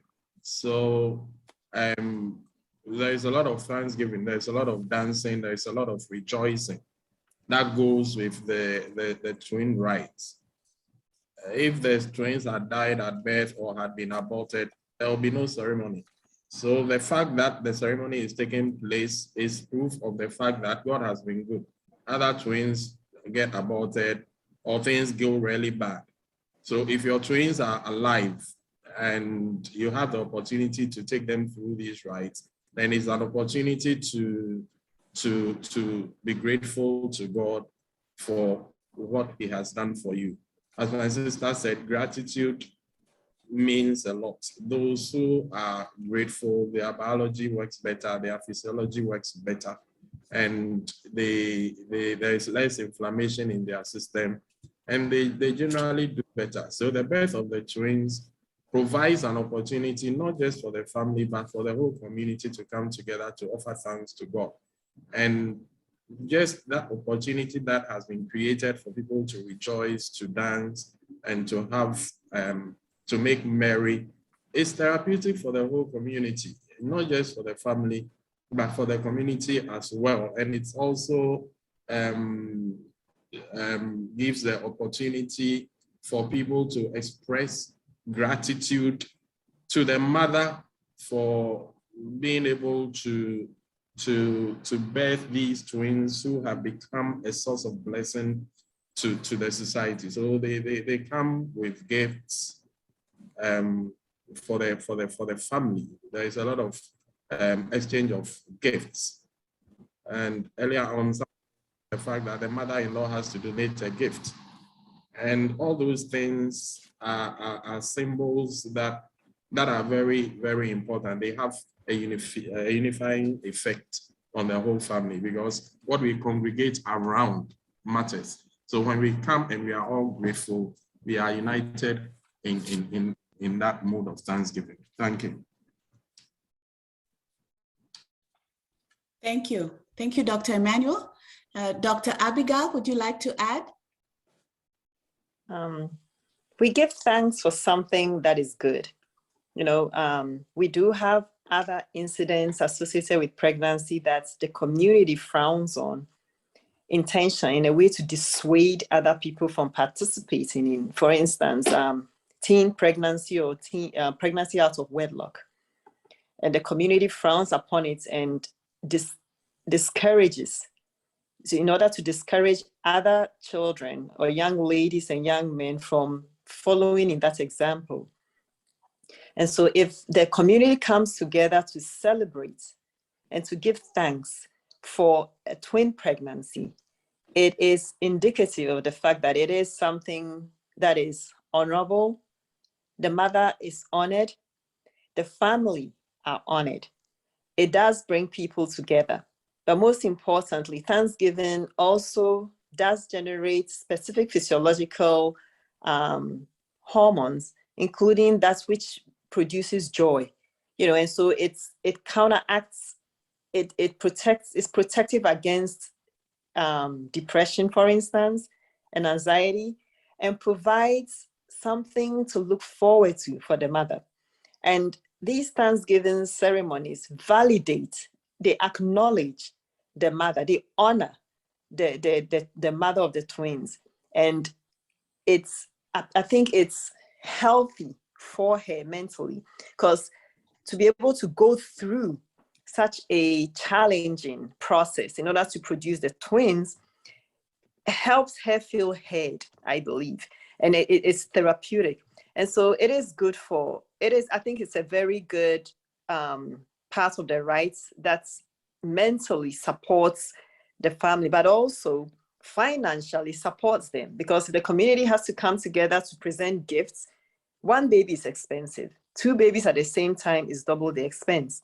not only but it's a good means by which the gifts can support the family financially, the congregating around the parents because of such a wonderful occurrence also fosters community relationship, increases in the personal relationships, and brings the mother honor to her in-laws also. And just as Dr. Paulina had mentioned, twin mothers are technically almost considered supernatural. They occupy a position of honor in the society. And it is a good mental support to prevent them from struggling with anxiety, depression, and any of the other mental disorders that we've discussed. Thank you. Thank you. Thank you, Dr. Abigail. All right, so now we'll move on to acknowledgement therapy. Acknowledgement of God, community, and its leadership as contributing to their mental health.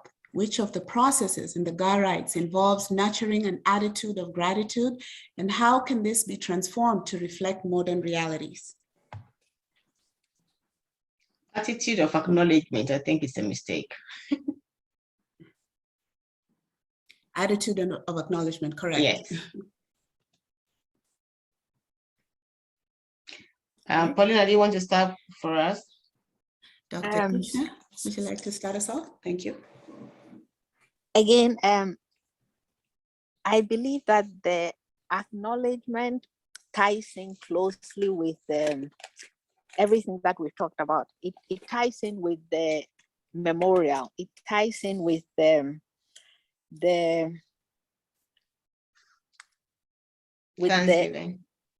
Thanksgiving.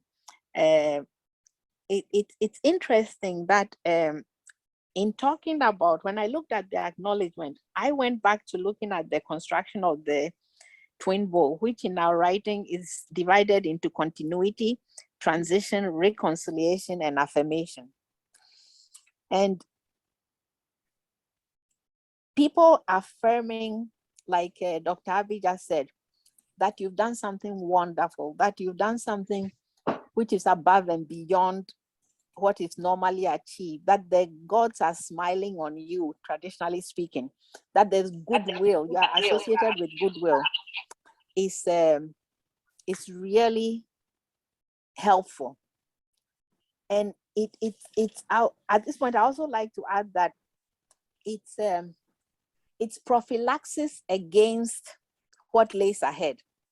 It's healing for potential, it's healing for anxiety and depression that might be pre-existing, but it's also prophylaxis against whatever hardships or difficulty or even mental and illness could have been brought on with the challenges ahead.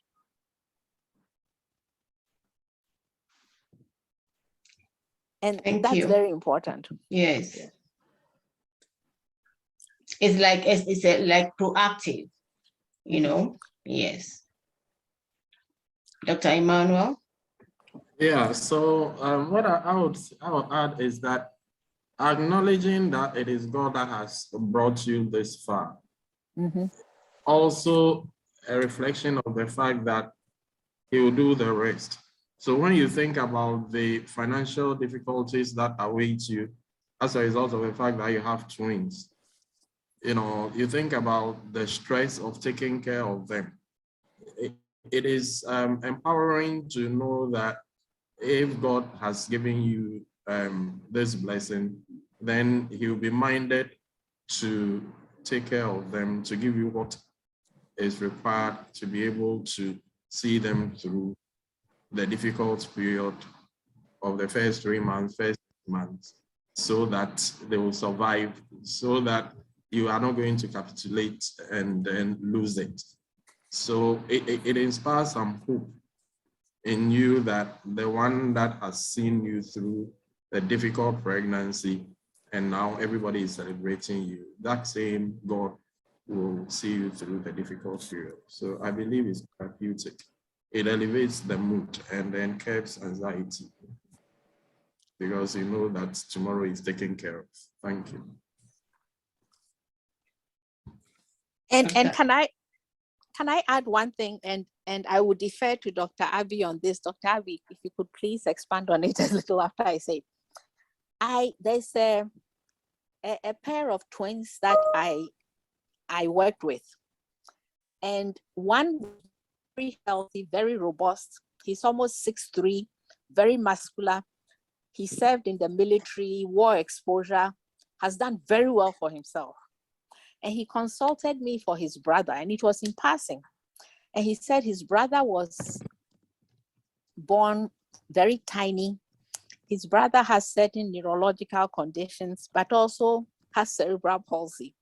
So he said because of the congenital conditions, his brother has had multiple surgeries. And in fact, the reason he consulted me was because he wanted help with the brother, because with the surgeries and the chronic pain, the brother is often put on opiates. Then he has to be tapered off. Then, so there's been a back and forth. Basically, the brother has not done well at all. And looking at him, I wouldn't have thought that his brother would be the person that I saw. He's a person with disabilities, multiple surgeries, congenital musculoskeletal abnormalities. I think Dr. Abby will expand on it, but let's see the situation where one baby got the most of the nutrients and the oxygen. So it developed into a robust, healthy baby.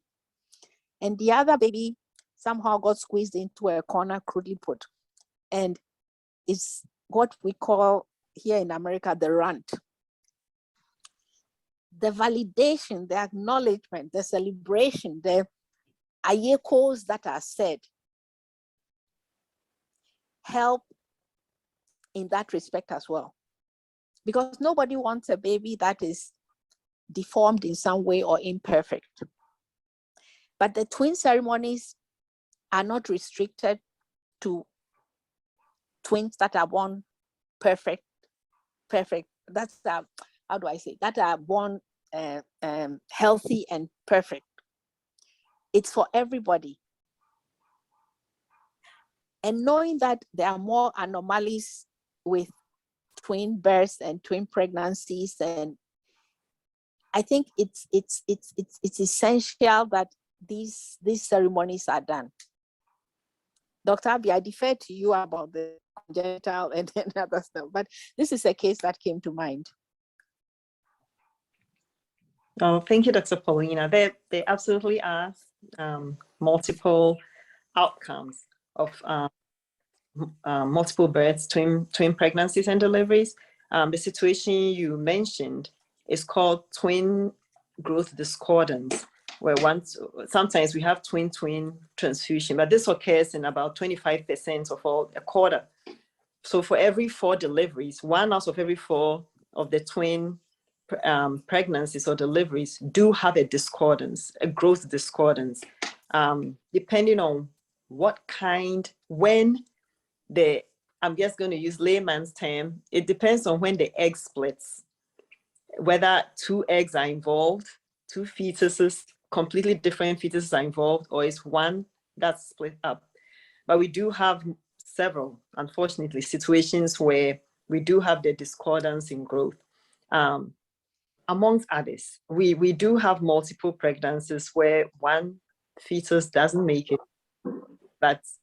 and the body attempts to abort that fetus.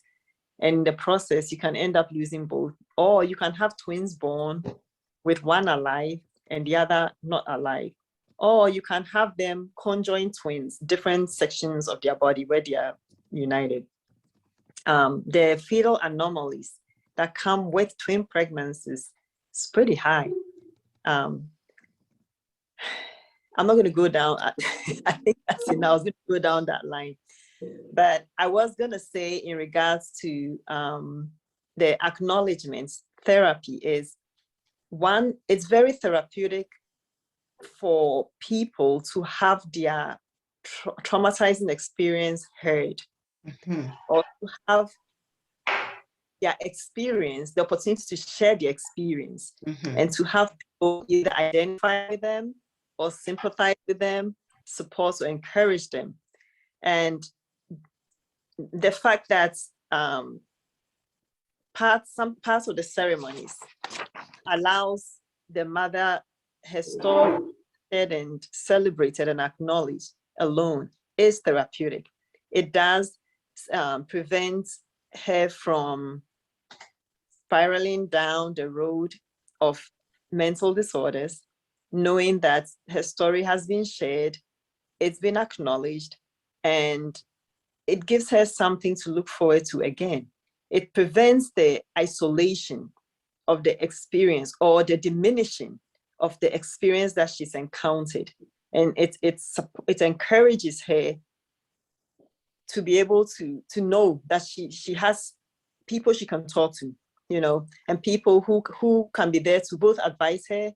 And if she needs help, it will help her know that everyone around who is supporting and cheering her on should be able to intervene and support her with the help needed.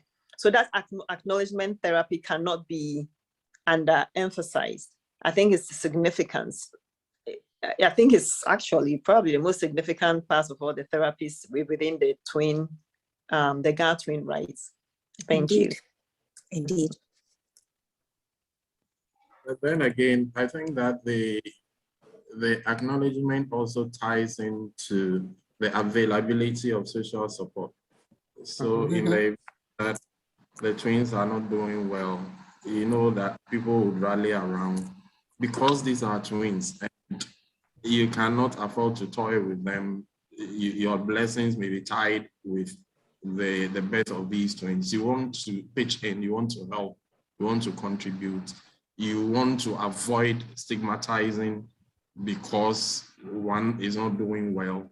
You are careful how you talk about it because we've all been at the ceremony, we've all acknowledged that God has done it. So you don't go out there and then bad mouth or speak ill behind anybody's back. And I think that that is also quite significant.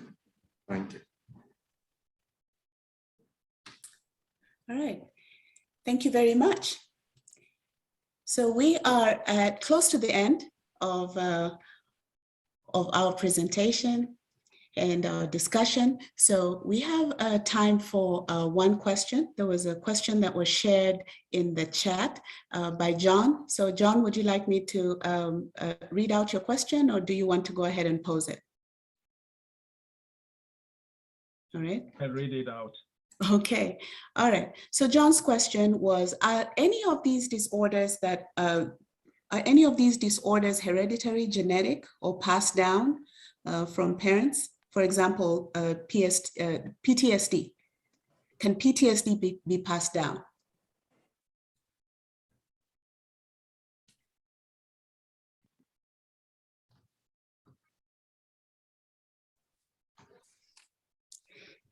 Dr. psychiatrist. Dr. Sawad, you. I think that it is more related to the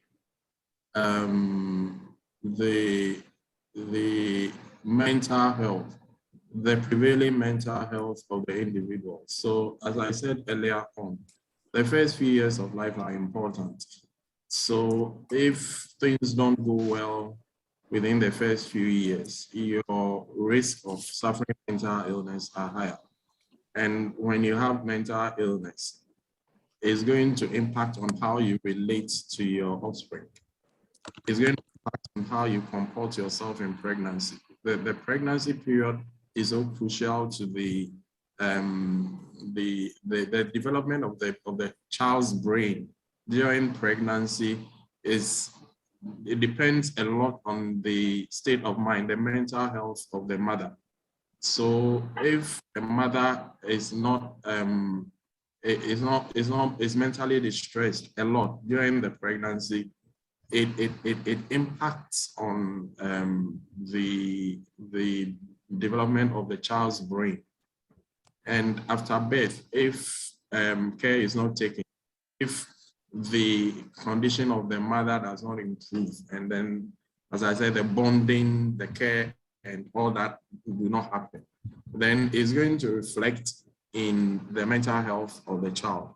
So something like PTSD is related to a certain event. So a person's resilience will determine, prior to the event, will determine their likelihood of suffering PTSD or not suffering it. So all these things I've talked about can contribute to how resilient a person is mentally. And then therefore they are risk of suffering things like PTSD or other mental disorders in life as a result of their socioeconomic, financial conditions. So you cannot say that, oh, this one is inherited, but we can say that as a result of the family dynamics and all that, and the mental health of the parents, and then the home condition and all that, some of these things can be transmitted in one way or another. Thank you. You know, sometimes it's hard to distinguish between an acquired condition, as in growing up in a culture that's propagated, you know, and exhibited certain mental conditions, and something that is inherent. For instance, if you grow up with, are you an alcoholic because that's what you grew up seeing all the time, so that's what you were surrounded by? Or is it something that was inherent? You know, it has been a very controversial topic. I remember that in 2018, I participated in a research and with some geneticists, and they discovered genes that could transmit. I remember it was autism, schizophrenia, ADHD, bipolar disorder, and depression. They specifically recognized genes that could be transmitted, you know, genomes down the ancestry line for these conditions. So I'm inclined to believe that we're on the verge of saying that there are specific mental disorders that can be inherited. But suffice it also to say that when there is mental disease in the family, the risk for offspring from someone who has a mental disorder is higher. They have had some illegal experiments in the past before all the rules were put in place to prevent the use of human for research that did not meet ethical requirements. There was an era that they took 52 sets of twins and split them up and then all these twins were offspring from parents who had mental disorders. And they split the twins up and put them in different families. And they monitored them to find out which of them was going to develop a mental disorder and who was not. And the outcome of the research showed that more than 80% of them, even though they were planted in families that did not have any diagnosed mental disorder, ended up developing mental disorders. That was an experiment done in the 1990s, prior to the new requirements research insisting that anything that was done ethically and required RIB approval and things like that. So yes, there is evidence to show that it can be inherited, but there is also evidence to show that you can acquire the trait by being exposed to the right environment. Now, you can also have an underlying predisposition to developing a mental disorder. And a traumatizing incident can trigger what has been well controlled by self-addressing and self-management, that now is at a state that will require medical intervention. Thank you. And great answers. So I guess what she's trying also to say is that the fact that you have a genetic predisposition is not automatic. You are going to suffer a certain mental illness. That is correct. the social milieu is very important. The kind of social environment you have is very critical to whether a certain gene you have is going to manifest or not. And even in the absence of any gene at all, if you don't have any inheritance, you can still have mental illness if the social conditions are that bad. Thank you.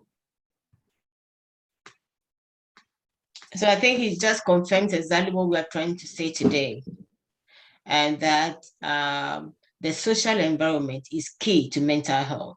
And that's exactly what the Twin-rites proactively does year after year to help the family and the community at large. So thank you very much, Dr. Abigail, Dr. Paulina, and Dr. Emmanuel. When you want to give us the closing remarks. All right. Thank you. Sorry, Flora, you're breaking up. I cannot hear you. Can I go ahead? Yes. Okay, thank you. All right. So in conclusion, according to Marion Kilson,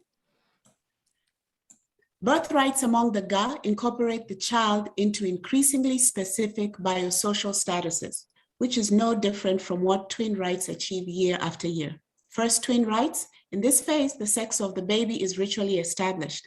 The next few celebrations emphasize the reciprocal moral obligations to one another and acknowledge the child's status as potential kinsfolk. Next few celebrations, the children's membership is established in a distinctive patrilineal group. Next few celebrations, the gifts presented to multiples establish kinship and friendship between the children and each of the participants. Panelists, I would personally like to thank you for sharing your insights, expertise, and professional acumen. As someone coming from Kenya, I have made like a lot of parallels to what we're talking about and some of the cultures in Kenya. So it has been very eye-opening for me. I will turn this over to Ms. Flora to go ahead and give us a vote of thanks. Thank you all. It has been an honor. Thank you so much, Mweni, for moderating so skillfully. Thank you, Dr. Paulina and Dr. Emmanuel and Dr. Abigail. We want to call upon Henry, one of the directors, to give us a vote of thanks. Henry? Oh, hello, Flora. How's it going? I want to say a very special thank you to everyone that has gathered here today to help us through this event. And like we all know, the greatness of a nation starts from the base. We find it fortunate that it's from the family we organize, from the birth of a child to the adult section and all of the above.